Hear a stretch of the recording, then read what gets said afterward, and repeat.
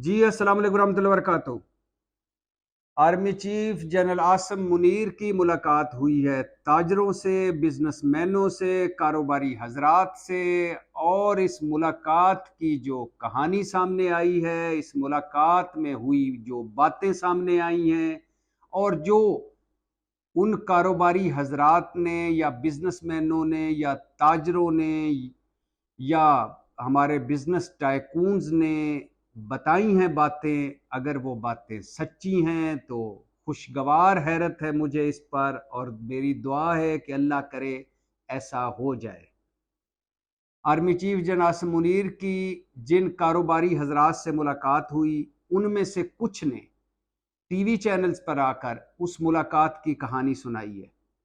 और उन कारोबारी हजरात या उन ताजरों के बकौल जो कुछ उस मुलाकात में हुआ, उस बैठक में हुआ, वो बड़ा हैरान कुन है। मेरे लिए तो खुशगवार हैरत का बायस है, लेकिन बड़ा हैरान कुन है। ऐसे मैं कम अज कम इस तरह की तवक्को नहीं कर रहा था। क्या बातें सामने आई हैं, क्या इन इन बिजनेसमैनों ने टीवी चैनल पर आकर बताया है, क्या कहानी सुनाई है उस मुलाकात की। चंद अहम नुकात सुन लीजिए। आर्मी चीफ ने कहा है बिजनेसमैनों से मुलाकात करते हुए कि करप्शन किसी सूरत बर्दाश्त नहीं की जाएगी। फौज करप्ट माफिया के पीछे जाएगी, सबूतों के साथ हाथ डालेंगे और तगड़ा हाथ डालेंगे। कोई सियासी जमात पाकिस्तान से मुखलस नहीं। हर जमात में करप्ट अनासर मौजूद हैं।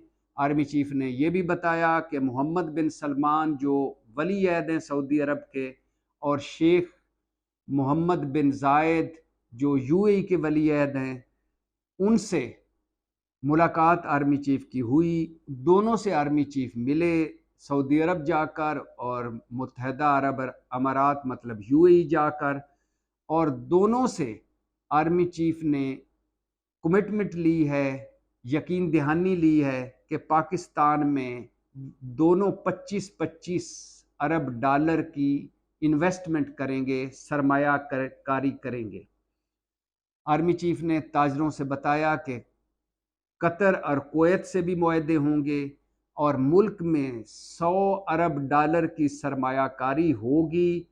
मुल्क टेक ऑफ करेगा और हमारी आईएमएफ से जान छूटेगी। आर्मी चीफ ने कहा कि इस वक्त आम आदमी का सांस लेना भी मुश्किल है, और ये आईएमएफ प्रोग्राम की वजह से हमारे हाथ बंधे हुए हैं, और बार बार हाथ फैलाना ये कल्चर भी हमें ख़त्म करना होगा। आर्मी चीफ ने बताया कि वो सऊदी अरब यूएई हुक्मरानों से मिल चुके हैं, सरमायाकारी मामला डिस्कस हो चुके हैं। सऊदी अरब के वली अहद से मैंने कहा, ये आर्मी चीफ बता रहे हैं कि मैंने सऊदी अरब के वली अहद से कहा कि मुझे 1 अरब या हमें 1 अरब डॉलर नहीं चाहिए, 25 अरब डॉलर चाहिए, और सरमायाकारी की सूरत में चाहिए। आर्मी चीफ ने वली अहद को कहा और यूएई के वली अहद को कहा और सऊदी अरब के वली अहद को कहा कि आप पाकिस्तान में आएँ और ज़राअत और माइनिंग में सरमायाकारी करें, और आपकी सरमायाकारी का गारंटर होगा जीएचक्यू। वन विंडो ऑपरेशन होगा। ब्यूरोक्रेसी, नैब समेत कोई सरकारी इदारा इस सरमायाकारी में रुकावट नहीं डाल सकेगा। आर्मी चीफ ने कहा कि मोहम्मद बिन सलमान ने मुझे बताया कि हम पाकिस्तान में सरमायाकारी करना चाहते थे और पाकिस्तान में सरमायाकारी ले जाना चाहते थे, मगर ब्यूरोक्रेसी रुकावटों की वजह से हम पीछे हट गए। आर्मी चीफ ने ताजरों से, बिजनेसमैनों से ये भी कहा कि वो स्पेशल टास्क फोर्स बना रहे हैं और सोशल मीडिया पर झूठ और अफवाह फैलाने वालों के खिलाफ भी मुकम्मल कार्रवाई होगी। और क्योंकि जो मुसलसल झूठ बोल रहे हैं, प्रोपेगेंडा कर रहे हैं, नेगेटिव खबरें फैला रहे हैं, उनको भी ख़त्म करना होगा, इन नेगेटिव खबरों को भी ख़त्म करना होगा। आर्मी चीफ ने कहा बिजनेसमैनों से, और बड़ा दिलचस्प नुक्ता है कि सब सियासी जमातें एक जैसी हैं।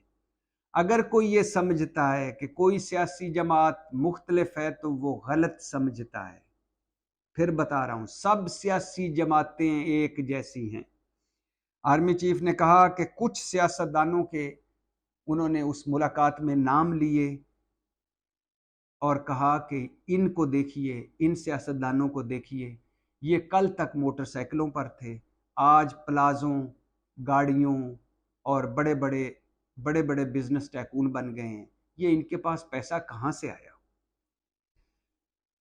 बिजनेसमैनों ने और ताजरों ने यह भी बताया कि आर्मी चीफ के हुक्म पर जो कुछ उन्होंने डिस्कस किया उसका काम शुरू हो गया है और कोर कमांडर कराची और कोर कमांडर लाहौर ने इजलास बुला लिए हैं और मईशत के हवाले से और गवर्नेंस के हवाले से काम शुरू हो चुका है।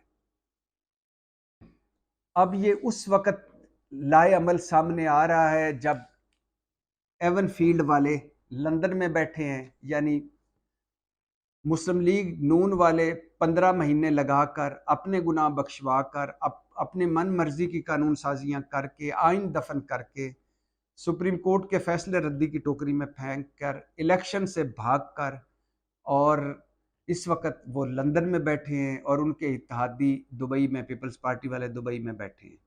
हुक्मरानियां करनी हो तो पाकिस्तान, वरना लंदन और दुबई, इसमें भी कोई शक नहीं। अब आर्मी चीफ की गुफ्तगू को सामने रखिए और अपने मसाइल देखिए। ये मुल्क माफियाज का मुल्क है, ताकतवरों का मुल्क है, पैसे वालों का मुल्क है। ये मुल्क मंशूरों, वादों, दामों, नारों का कब्रिस्तान है।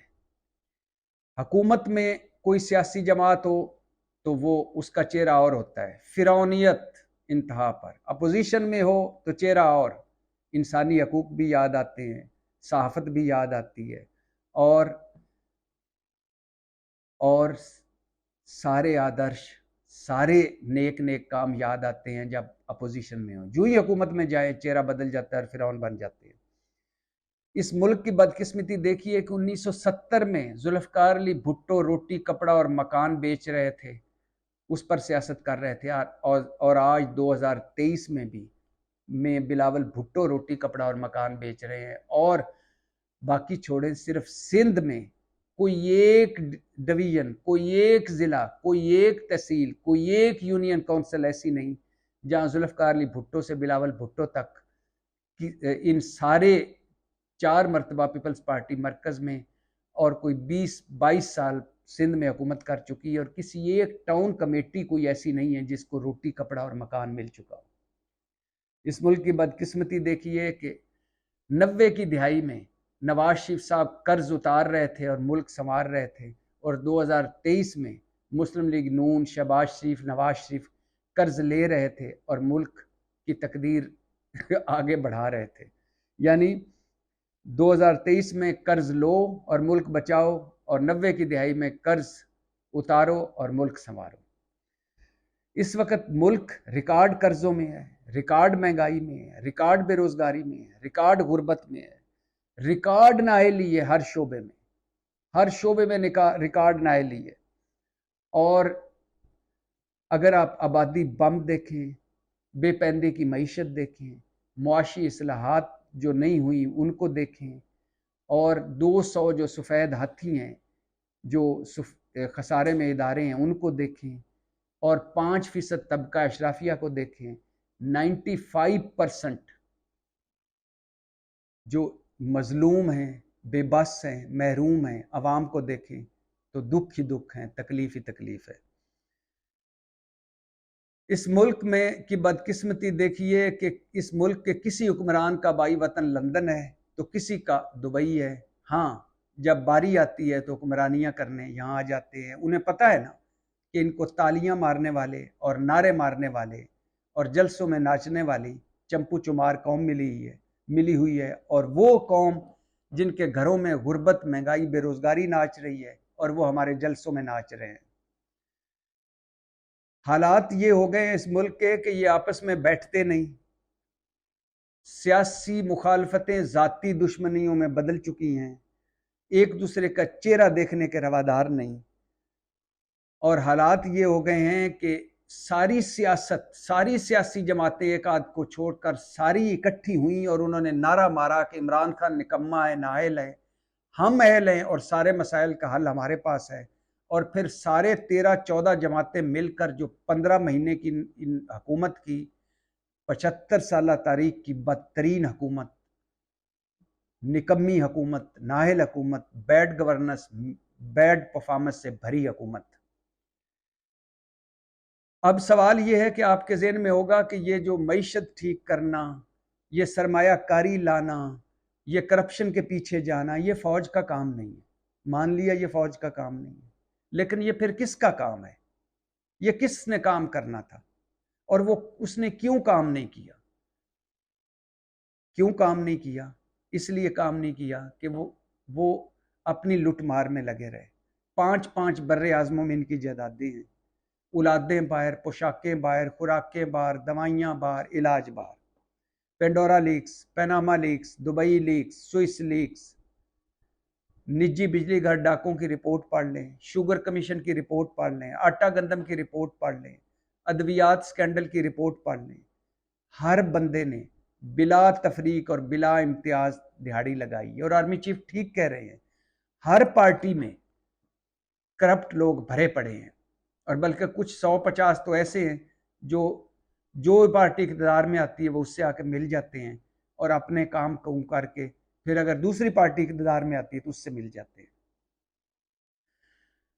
सूरत-ए-हाल ये है कि भाईजान इस मुल्क में ये जाली जमहूरियत पसंद जो हैं, अगर ये असली जमहूरियत पसंद होते तो यकीन करें मैं इनके साथ खड़ा होता, क्योंकि मुझे भी असली जमहूरियत चाहिए। लेकिन ये जाली जमहूरियत है, डब्बा बंद जमहूरियत है। हमारे मुल्क में 2 तरह के निज़ाम आए, एक फौजी आमरीत, एक सिविलियन आमरीत। ये सिविलियन आमर है और इनका हाल ये है कि मरदमशुमारी कराए फौज, वापडा ठीक करे फौज, सैलाब आए तो फौज, जलजला आए तो फौज, सरहदों पर लड़े फौज, और भल सफाई भी करे फौज, और नाले नाले साफ भी करे फौज, और इनकी मुश्किलें आसान भी करे फौज।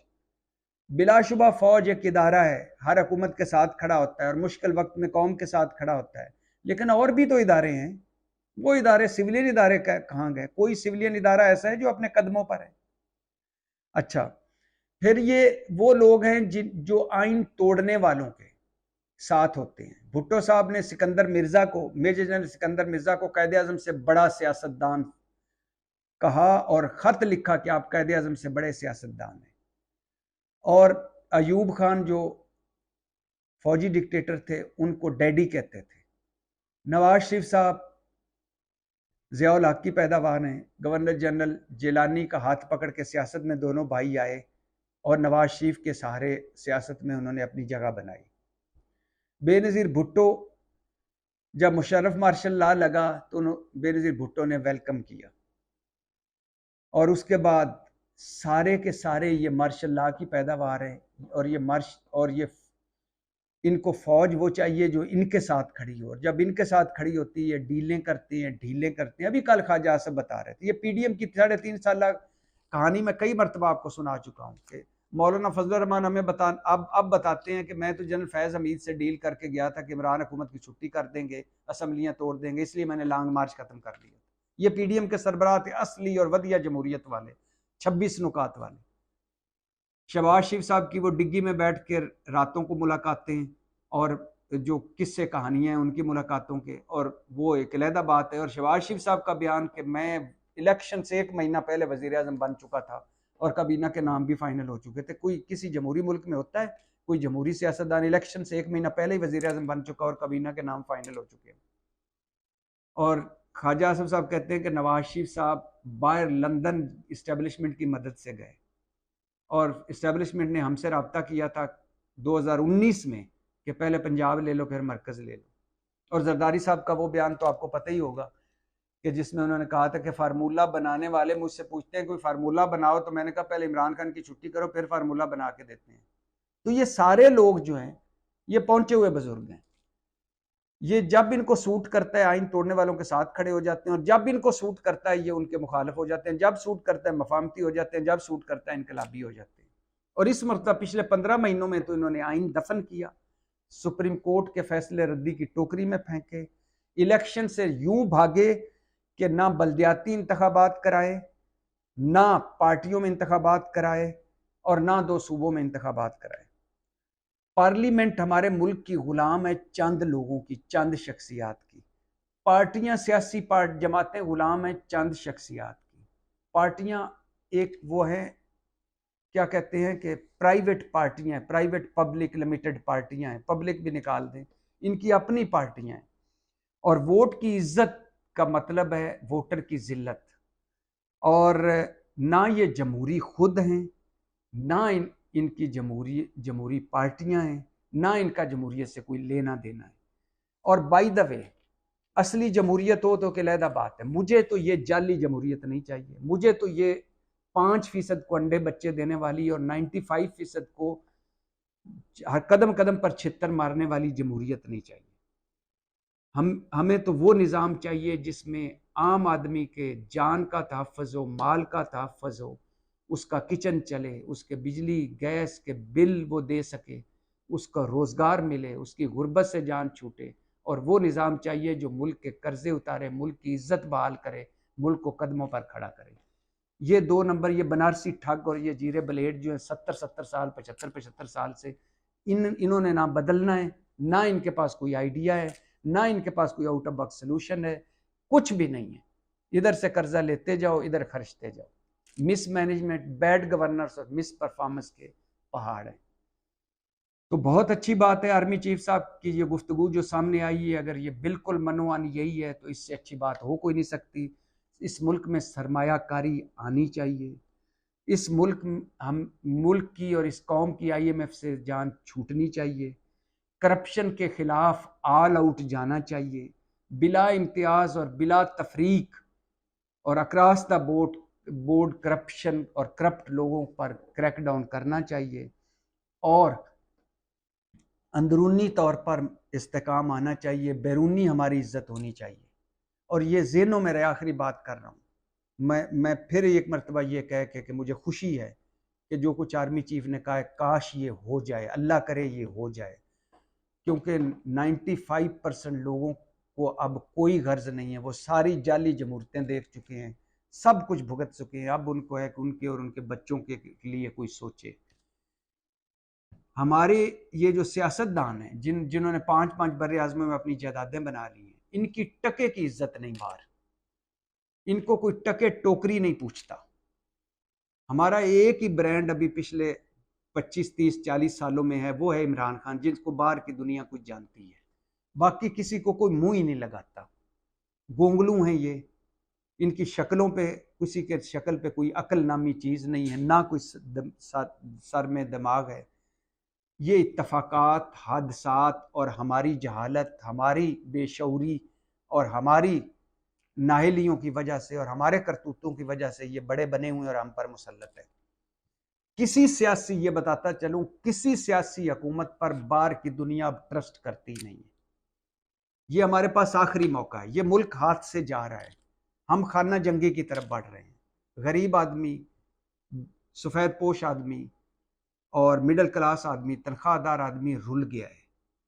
और हम ये अंदाज़ा करें, 300 रुपये का लीटर पेट्रोल, 300 रुपये का लीटर डीजल, 200 रुपये फी किलो चीनी, 55 रुपये फी यूनिट बिजली और 320 रुपये का डॉलर मार्केट में नहीं मिल रहा। और अभी डॉलर मजबूत होता जा रहा है, रुपया रुसवा होता जा रहा है। अफगानिस्तान की माशी सूरत हाल हमसे बेहतर हो गई है, भारत हमें जुगते मार रहा है।